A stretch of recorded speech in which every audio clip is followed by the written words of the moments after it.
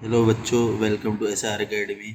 आज हम 14 प्रिंसिपल का 8 पॉइंट स्टार्ट कर रहे हैं जिसको हेनरी फेयोल ने लिखा था। ठीक है, तो लास्ट लेक्चर में मैंने 7 प्रिंसिपल्स एक्सप्लेन कर दिए थे। अब यहाँ से हम 8, 9, 10 पूरा कंप्लीट कर लेंगे जितने प्रिंसिपल्स हैं। ठीक है, आप लोग प्लीज़, अगर आपने पहला वीडियो नहीं देखा होगा तो मैं डिस्क्रिप्शन बॉक्स में दे रहा हूँ, आप लोग पहले वीडियो देख लो, उसके बाद ये कंटिन्यू करना तो अच्छे से समझेगा। ठीक है, चलो स्टार्ट करते हैं। Principle of रीन्यूमरेशन। रीन्यूमरेशन मतलब क्या, जैसे मैंने बताया था, सैलरी, वेजेस, अगर हमने क्या एम्प्लॉय को दे रहे, मतलब अभी समझो तुम एक कंपनी में गए एज ए 6 साल का एक्सपीरियंस लेके CA बन के, CA थे तो तुम्हारे पास 6 साल का एक्सपीरियंस था और सामने वाला बंदा BCom करके आया नया नया, जैसे मैं समझो BCom करके आया। अब से कंपनी हमको एक जैसे सैलरी देगी तो चलेगा क्या? नहीं ना, क्योंकि तुम CA हो, तुम्हारे पास एक्सपीरियंस है, तो हमको भेदभाव नहीं करना चाहिए ना। तो जैसा स्किल, जिसका जैसा स्किल है, जैसा एक्सपीरियंस है, वो हिसाब से हमको सैलरी देना चाहिए। उससे उससे क्या होएगा कि जो हमारे साथ रहेंगे, मतलब हमारी कंपनी में जो भी काम करेंगे, उससे सबका बॉन्डिंग अच्छा होगा और झगड़ा, कॉन्फ्लिक्ट ये सब नहीं होगा। ठीक है, जैसे अप्रोप्रिएट रिम्यूनरेशन टू स्टाफ और employ is the principle to keep them satisfied financially as well as retain them for a long span of time within the organization. अगर हम बराबर से स्किल के हिसाब से, एक्सपीरियंस के हिसाब से सैलरी दे तो क्या होगा, जो एम्प्लॉय काम कर रहे हैं हमारे पास, यहाँ स्टाफ काम कर रहे हैं, वो लोग सब खुश रहेंगे और वो लोग अपनी कंपनी जॉब करने के लिए खुशी से करेंगे। ऐसा नहीं कि जॉब छोड़ने का सोचेंगे ये कंटिन्यू, यहीं पे कंटिन्यू करूँ क्योंकि मुझे ये लोग फाइनेंशियली सेटिस्फाई कर रहे हैं। ठीक है, और वेजेस मतलब पता है ना तुम लोग को, एक दिन के पगार को वेजेस बोलते हैं। एक दिन का नहीं, कि अगर तुम काम किए तो मैंने 500 रुपया दिया तो वेजेस हो गया, और ये वही मैं मंथली दूंगा पैसा तो उसको सैलरी बोलेंगे। ठीक है, the fair remuneration affects on the productivity and efficiency level in total. अगर अच्छा पगार देंगे सबको, मतलब सबको भेदभाव नहीं करेंगे और अच्छे से सबको पगार देंगे, टाइम टू टाइम पगार देना, मतलब किसी को कम ना किसी को ज़्यादा, मतलब जो जैसा जिसका स्किल है वो हिसाब से हम उसको पगार देंगे, तो क्या होगा, काम करने का इंटरेस्ट बढ़ेगा। इंटरेस्ट बढ़ेगा मतलब तो वो लोग अच्छे से काम करेंगे, एफिशिएंसी बढ़ेगी और प्रोडक्शन भी बढ़ेगा, कंपनी को फ़ायदा होगा। स्किल मतलब समझते हो ना, स्किल्स, जैसे मेसी के पास देखो स्किल है, वो एकदम यूनिक स्किल है, उसकी स्किल इतनी अच्छी स्किल है, उसको सबसे बेस्ट फुटबॉलर बोला जाता है। विराट कोहली की स्किल कितनी अच्छी क्रिकेट खेलने में, इसलिए उसको जिसकी जिसकी जितनी अच्छी स्किल होती है हम उसको उतना अच्छा पे करते हैं, बराबर। The remuneration should be fixed by taking into consideration the skill, expertise, knowledge, tenure, cost of living, market trends, profitability of organization, etc. तो रिम्यूनरेशन फिक्स्ड होना should be fix by taking into consideration. तो remuneration जब हम किसी को salary देते हो, हमको ये सब चीज़ क्या क्या क्या कंसिडर करना चाहिए, वो ये लिखा है। ठीक है, जब भी हम किसी को सैलरी देते हैं तो हमको ये सब चीज़ का ध्यान देना चाहिए। जैसे स्किल्स मैंने समझा है, मेसी का स्किल्स, रोनाल्डो का स्किल, विराट कोहली का स्किल, बराबर। जो जितना अच्छा होता है उसको उतना अच्छा सैलरी दिया जाता है। एक्सपर्टीज, अगर तुम कोई चीज़ में एक्सपर्ट हो, समझो जैसे तुम टेक्नोलॉजी में एक्सपर्ट हो, तो तुमको वो हिसाब से पगार दिया जाएगा जितना तुम्हारा एक्सपीरियंस रहेगा। नॉलेज तो तुमको पता ही है, नॉलेज यू नो ना, कि जितना अच्छा नॉलेज उतना अच्छा हो इंसान का सैलरी होता है।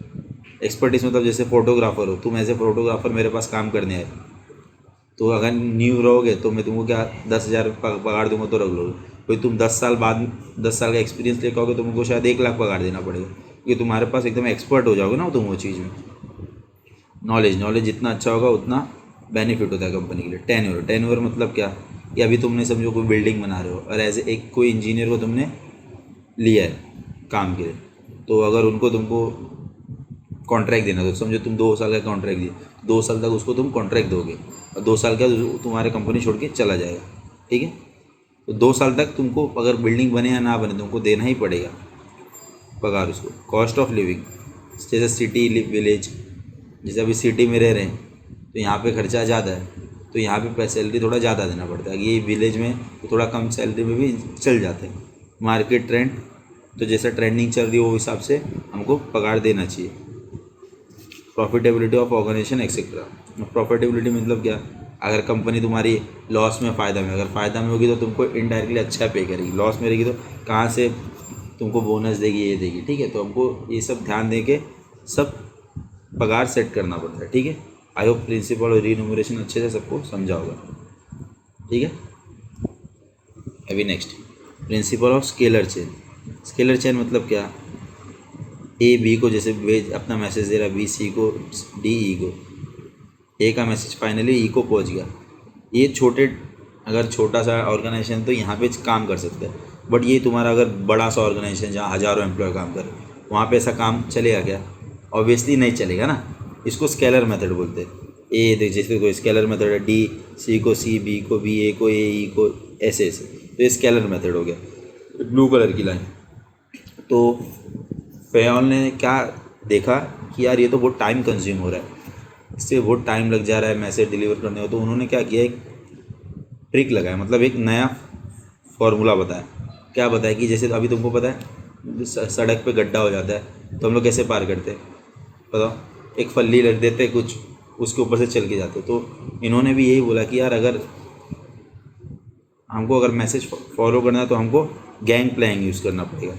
गैंग प्लैंग मतलब क्या, जैसे डी को या जी को मैसेज भेजना है तो ये डी को डायरेक्ट जी को मैसेज भेज सकता है। अगर डी को अगर एफ़ को भेजना है तो डायरेक्ट नहीं भेज सकता है, उसको सी को बोलना पड़ेगा, फिर सी एफ़ को बोलेगा। मतलब समझ लो, सेम लेवल पे भी होना चाहिए। ऐसा नहीं कि तुम्हारे ऊपर वाले लेवल पे तुम बोलोगे नहीं। डी सिर्फ सी को गैंग प्लैंक के थ्रू बोल सकता है, बट उसको एफ़ को बोलना रहेगा तो उसको जी को सी को बोलना पड़ेगा, फिर वो सी एफ़ को बोलेगा। तो समझा, ये सब है। तो ध्यान देते। स्केलर चेन पहले क्या होता है वो देखते। Scalar chains means the hierarchy of authority from top level to the lower level for the purpose of communication. तो मतलब टॉप लेवल से लोअर लेवल तक कन्यू, मतलब ए बी को बोलिए, बी सी को बोलिए, तो ऐसा चलता था। तो ये क्या होता था, this helps to ensure the orderly flow of information communication. तो उससे क्या होता था, ऑर्डरली मतलब नहीं क्या, किस मिस नहीं होता था अपना information. Traditionally organization use to frame large scalar chain which is time consume. But flow तो अच्छा होता था, बट ये क्या था, मेन ऑब्जेक्टिव क्या था, टाइम कंज्यूम, क्योंकि टाइम इंपॉर्टेंट होता है। तो टाइम जितना बचाओगे उतना अच्छा हम लोग कोई दूसरी चीज़ में उसको इन्वेस्ट कर सकते हैं ना।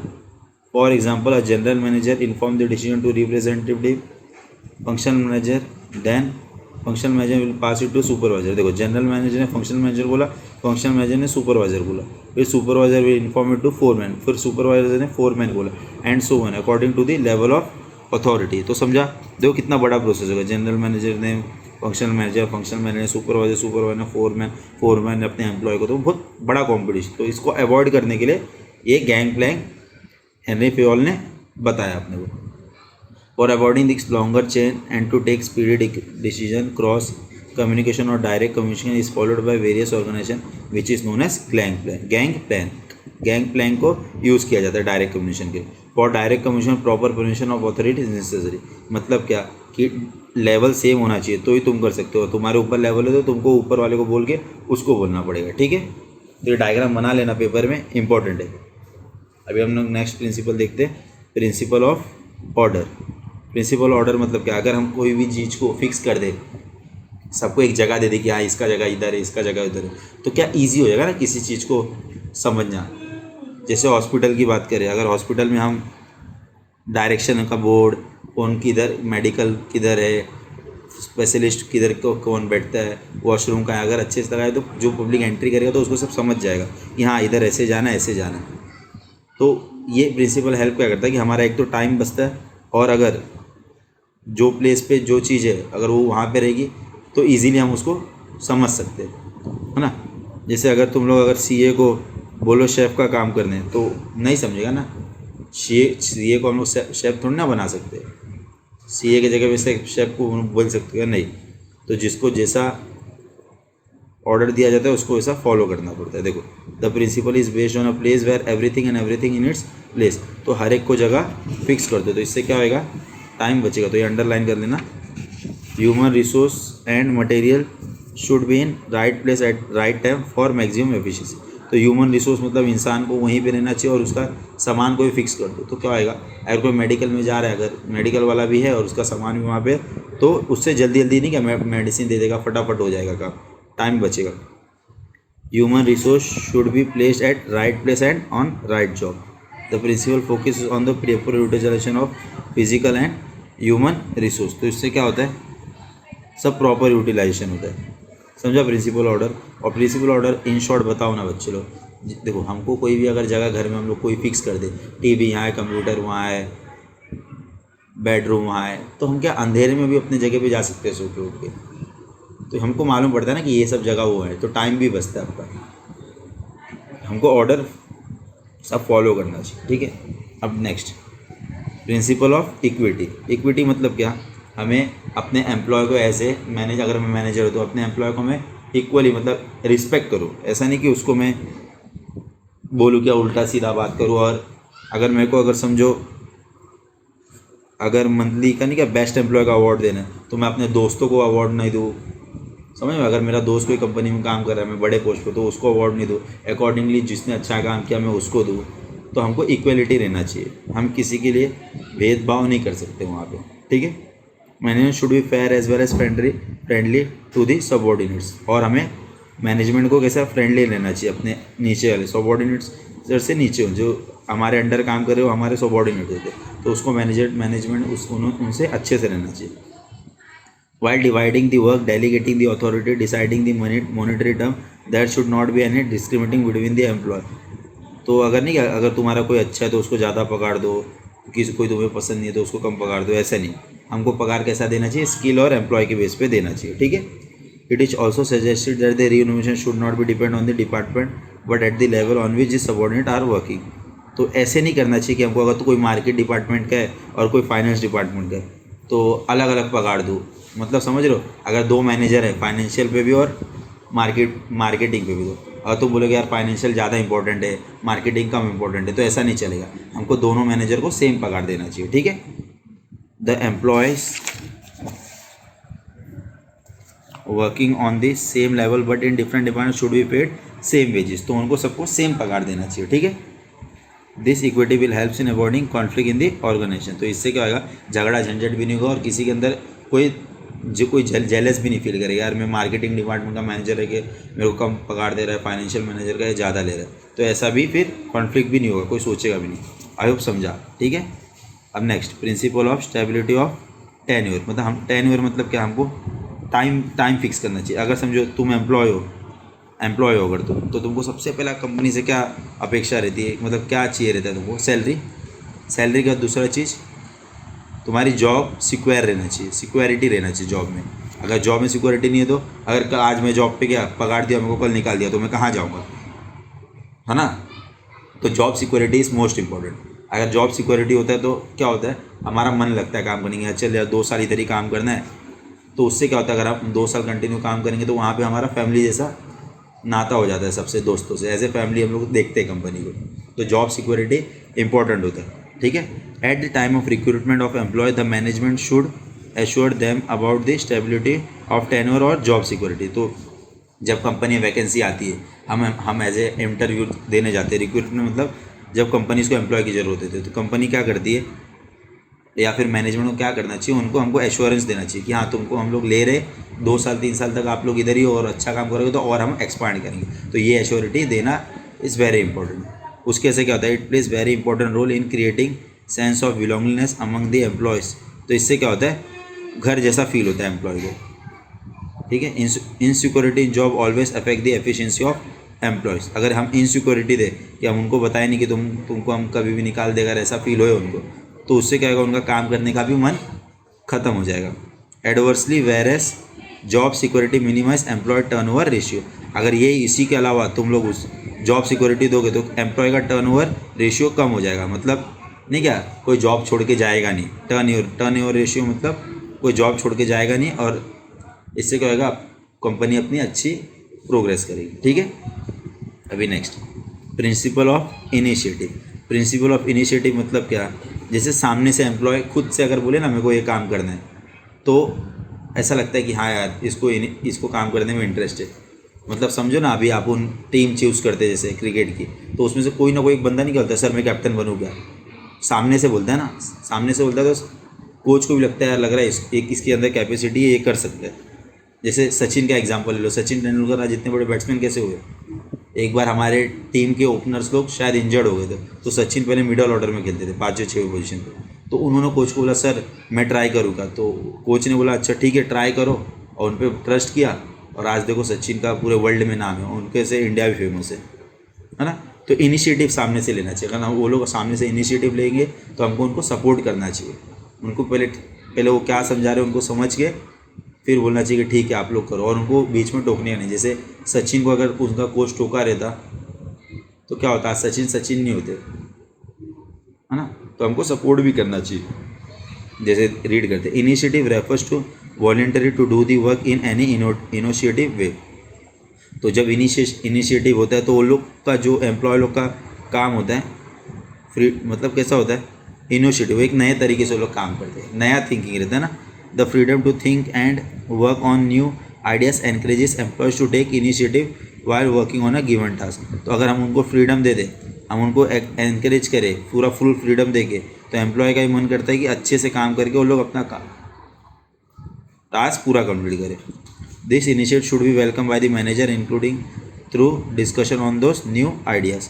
तो क्या होगा, इससे मैनेजर उनसे डिस्कस करके उनको सपोर्ट करना चाहिए, ना कि उनको टोकना चाहिए। It also helps in creating healthy organisation culture. अगर समझो ना, अगर तुम्हारा बॉस को तुम्हारी आइडिया अच्छी लगी तो तुमको ही मज़ा आता है कि यार मेरा बॉस के अंदर घमंड नहीं है और उसको अच्छा लगता है हम लोग अगर उसको हेल्प कर दे तो इससे अच्छा ऑर्गेनाइजेशन में कल्चर बनता है। ठीक है, लास्ट वाला principle of Spirit D corps. अब तुम बोले भैया सर एस्पिरिट डी कॉर्प्स क्या होता है? अरे कुछ नहीं बाबा, इसका मतलब होता है team work, principle of team work. अगर हम एज ए टीम काम करें तो कितना मजा आएगा, काम अच्छा होगा। अभी समझो तुम्हारा मार्केटिंग डिपार्टमेंट कंपनी का अच्छे से काम कर रहा है, फाइनेंस डिपार्टमेंट काम नहीं कर रहा है, प्रोडक्शन डिपार्टमेंट काम नहीं कर रहा है, HR डिपार्टमेंट काम नहीं कर रहा है, तो उससे क्या होगा, कंपनी बंद हो जाएगा। तो एज ए टीम हमको काम करना चाहिए, है ना। जैसे अगर हम फुटबॉल भी खेल रहे तो वहाँ पे एज ए टीम काम करना चाहिए, नहीं कि अगर डिफेंस वाले लोग को गोली मारना है तो वही गोल ना मार दे, उसको पास करना चाहिए मिडल में, फिर मिडल से फॉरवर्ड को पास करे तो वो लोग गोल मार। अब डिफेंस वाला गोल मारने जाएगा तो क्या हाल होएगा, कुछ नहीं है, टीम हार जाएगी बॉल अगर चला गया सामने वाले के पास तो। ठीक है, तो एज ए टीम काम करना चाहिए।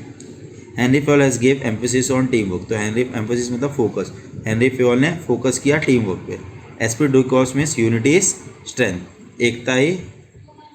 जैसे नहीं कि बचपन में हमको बोला जाता था, तो एक स्टोरी सुने रहोगे, एक लकड़ी तो कोई भी तोड़ देता है, बट वो लकड़ी अगर बहुत सारी हो तो तोड़ना इम्पॉसिबल है। तो जैसे उसके हमने स्टोरी सुना तो उनके डैड बोलते हैं कि तुम भाई अगर लोग साथ में हो जाओगे तो तुमको कोई तोड़ नहीं सकता, बट तुम लोग अलग अलग हो जाओगे तो तुमको सब तोड़ देंगे। तो एज ए टीम रहना चाहिए कभी भी हमको। Running any organisation is a group activity and human resource are valuable asset of the organisation. तो ऑर्गेनाइजेशन में सबसे मेन कौन होते हैं, एम्प्लॉय लोग होते हैं, ह्यूमन रिसोर्स ज़्यादा इंपॉर्टेंट होता है। अगर वो नहीं रहेंगे तो कंपनी चलेगी नहीं ना। If all employ are working as a union and with mutual trust the difficulty can be solve quickly. अगर सब एम्प्लॉय एक साथ मिल के काम कर रहे, एक दूसरे पर भरोसा करके, तो कोई भी बड़ी बड़ी प्रॉब्लम आराम से और जल्दी से सॉल्व हो जाती है। ठीक है, therefore as a leader manager should create a spirit of team work and understanding among employees to achieve organisation goal easily. तो एज ए लीडर मैनेजर क्या क्रिएट करना चाहिए, मिलजुल के ऐसा काम करना चाहिए, ऐसा बोलना चाहिए। तो उससे क्या होगा, ऑर्गेनाइजेशन का गोल जो होगा वो इजीली अचीव हो जाएगा। तो आई होप आप लोग को 14 प्रिंसिपल समझे होंगे। और प्लीज़ अगर आपने पिछला वीडियो नहीं देखा तो आप लोग जाइए और देखिए, आप लोग को मैं गारंटी देता हूँ बहुत मजा आएगा उसी पढ़ने मेरे साथ। आई होप आप लोग को ये वीडियो समझा होगा तो प्लीज़ लाइक कीजिए, सब्सक्राइब कीजिए एंड अपने दोस्तों के साथ ज़रूर से ज़रूर शेयर कीजिए। और जितना चैनल को बढ़ा सकते हो प्लीज़ हेल्प करके बढ़ाइए, सबका भला होना चाहिए लॉकडाउन में। ठीक है, जब तक के लिए बाय।